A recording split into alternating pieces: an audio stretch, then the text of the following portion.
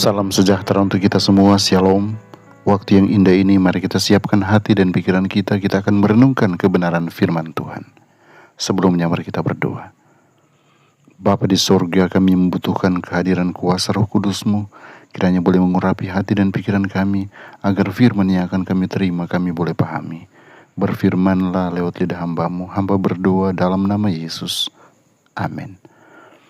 Judul renungan kita hari ini ialah Bates memberitakan Sabat, bagian pertama. Ayat inti Yesaya 6 ayat yang ke-8. Lalu aku mendengar suara Tuhan berkata, siapakah yang akan kuutus dan siapakah yang mau pergi untuk aku?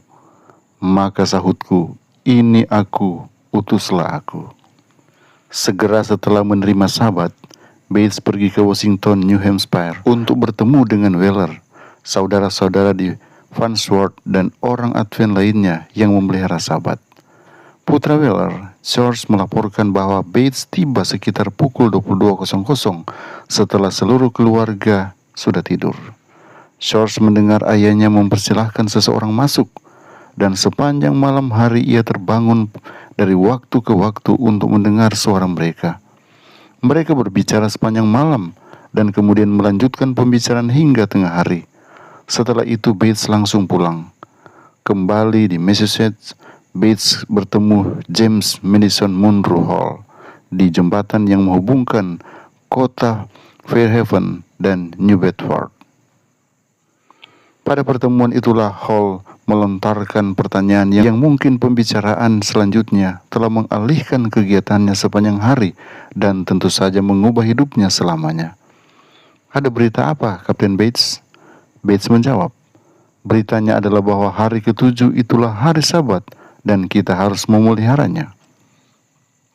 Saya tidak tahu berapa lama mereka menghabiskan waktu di jembatan itu, tetapi mengingat kebiasaan Bates, itu bisa jadi berlangsung sepanjang hari. Yang kita tahu adalah bahwa Hall pulang ke rumah, mempelajari Alkitabnya tentang topik itu, dan memeliharanya pada Sabat berikutnya. Istrinya menyusulnya seminggu kemudian. Hall adalah orang pertama yang diajak Bates untuk memahami sesuatu yang akan membentuk kehidupan kedua pria itu sejak hari itu dan seterusnya. Karena hal tersebut, maka Hall selanjutnya sangat menghormati Bates sehingga ia menamai putra tunggalnya dengan nama Joseph Bates Hall. Sejak saat itu, Joseph Bates menjadi orang yang memiliki misi, dan ia tidak akan mengendurkan usahanya hingga ia berada di ranjang kematiannya. Tidak ada yang dapat menghentikannya.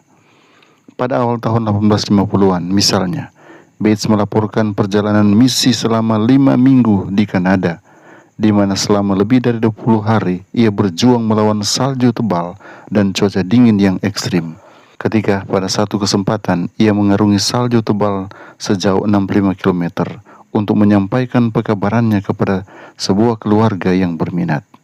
Di waktu yang lain, ia membuka lapisan es setebal 3 kaki sehingga ia dapat menemukan cukup air untuk membaptis 7 orang dalam cuaca minus 34 derajat Celcius.